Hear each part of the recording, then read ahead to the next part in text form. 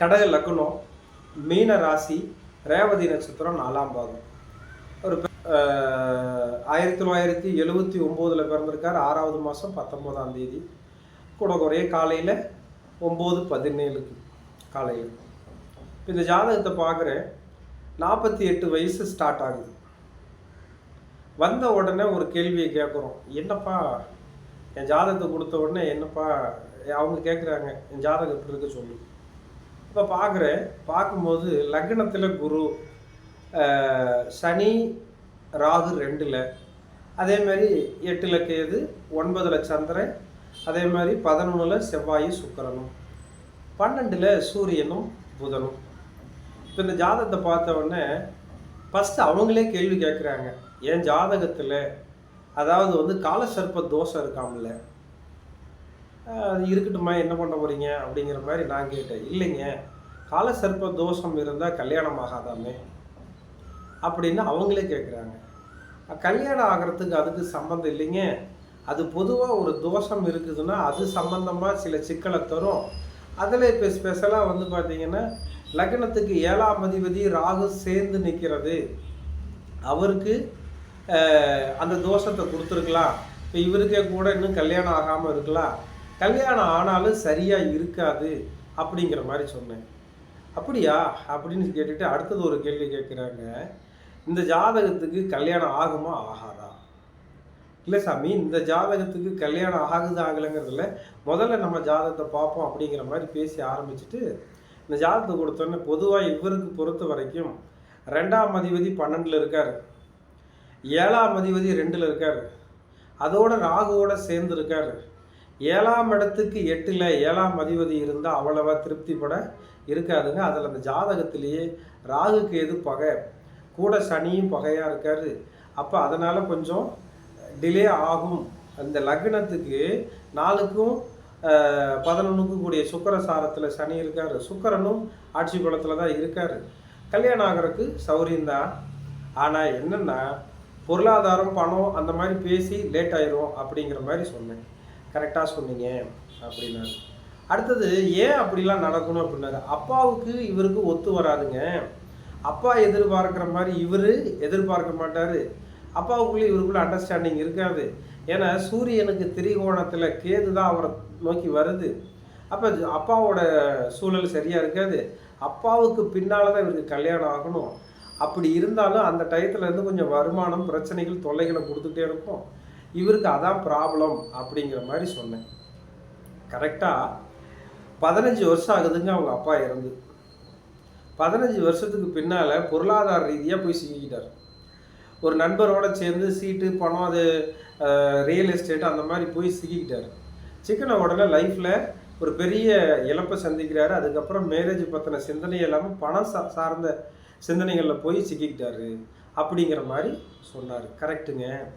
அப்போ என்ன தான் பண்ணணும் அப்படிங்கிற மாதிரி கேட்டார். மேரேஜுக்கான காலம் இப்போ செவ்வாய் தசையில் சனி ஊற்றி போகுதுங்க. கல்யாணத்துக்கான சூழல் கூட குறைய கரெக்டாக தான் இருக்குது. இப்போ அந்த 48 வயசும் வந்துருச்சு.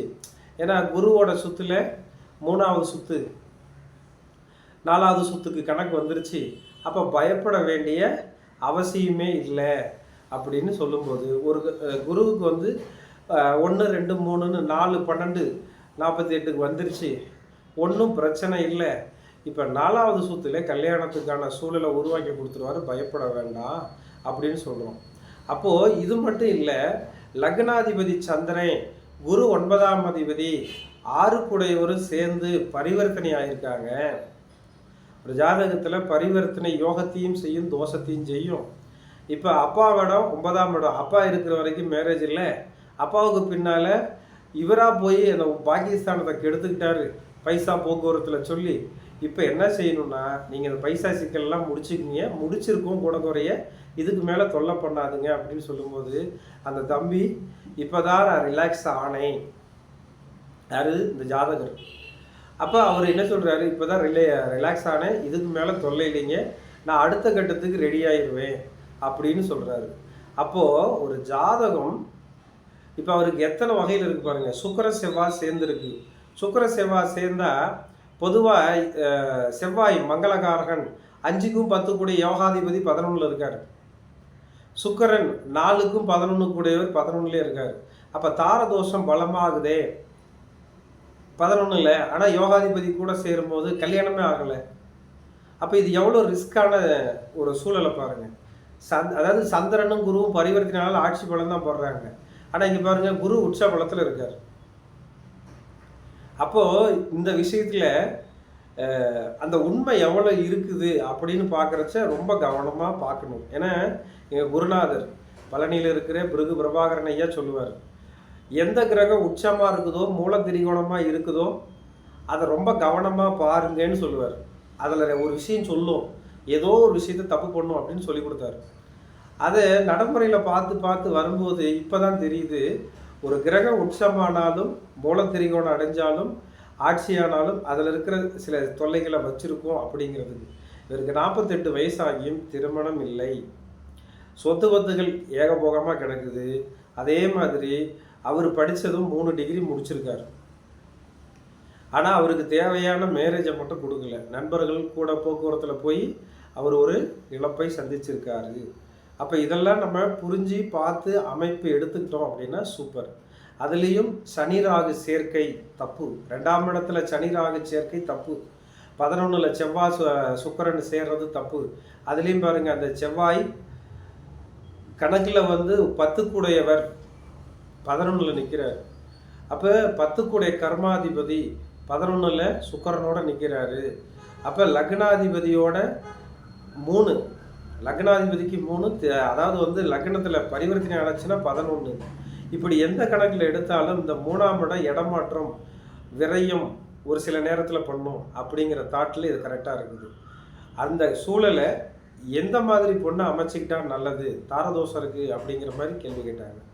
இந்த அமைப்புக்கு நீங்கள் எது கிடைச்சாலும் கல்யாணம் பண்ணுங்க. அதாவது எந்த அமைப்பில் 2ஆம் தாரத்து பொண்ணாக இருக்குது ஓகே, அடுத்தது டைவர்ஸ் ஆயிடுச்சு ஓகே, குழந்தையோடு இருக்குது ஓகே, அல்லது முதல் தாரமாக இருந்தாலும் வயசு கூட இருந்தால் மேரேஜ் பண்ணுங்க அப்படின்னு சொல்லி வரும்போது அவங்க சொல்கிறாங்க, அந்த பொண்ணுக்கும் 36 37 ஆயிடுச்சு, கூட குறைய வயசு கரெக்டு தான், ஆனால் அவங்க கூட அவங்க அப்பா ஒத்துழைப்பு தரமாட்டேங்கிறாரு அப்படின்னாங்க. சரி விடுங்க, ஒன்றும் பிரச்சனை இல்லை, நான் ஒரு சில அமைப்புகளில் கோயில் தாரேன், இதை நீங்கள் போய் சரியாக ஃபாலோ பண்ணிக்கோங்க, 100% அடுத்தது மேரேஜ் வந்துடும் அப்படின்னு சொல்லி அவருக்கு சொல்லி கொடுத்துருக்கோம். ஏன்னா அங்கே இருக்கிற அந்த தோஷ நிவர்த்திகளுக்கு சில கோயில்கள் சொல்லியிருக்கேன், அதை சரியாக கொடுத்தா பயன்படும் அப்படிங்கிற மாதிரி சொன்னேன். அவங்க சொல்கிறது இது வரைக்கும் இந்த விஷயத்தை யாரும் சொல்லலை. போடா ராகு கேது தோஷம் இருக்குது, காலசர்ப்ப தோஷம் இருக்குது, தாரதோஷம் இருக்குது, எல்லாத்தையும் சொல்லி எல்லா கோயிலுக்கும் பரிகாரம் பண்ண, அதை பண்ண, இதை பண்ண, என்னால் மேரேஜ் ஆகலை அப்படின்னாங்க. அப்படி சொல்லி வரும்போது இந்த சூழல் 100% மேரேஜை பண்ணி வைக்கும் அப்படின்னு சொல்லி அவங்களுக்கு நல்ல விதமாக புரிய வச்சு அனுப்பும்போது திருப்திகரமாக இருந்தாங்க. அதே மாதிரி அந்த பொண்ணு வீட்லேயும் போய் பார்த்து கூட குறைய அந்த பொண்ணு மேரேஜ் பண்ணுறதுக்கு ஒத்துக்கிட்டாங்க. இப்போ தான் அவர் எனக்கு சொன்னார். அப்போ சொல்லும்போது இவ்வளோ ரிஸ்க்கான விஷயத்த நான் மட்டும் வச்சுக்கிறது நல்லதில்லை, மக்களுக்கு சொல்லுவோம். ஏதோ ஒரு வகையில் ஒரு ஜோதிடம் கற்றுக்கிறவங்களுக்கு, ஜோதிட அதை சூழலை பார்க்குறவங்களுக்கு இதுவும் ஒரு புரிதலோடு இருக்கும் அப்படிங்கிறதுக்காக தான் இந்த வீடியோ கொடுக்குறேன். அனைவருக்கும் நன்றி, வணக்கம். மீண்டும் அடுத்த வீடியோவில் சந்திப்போம். நன்றி, வணக்கம்.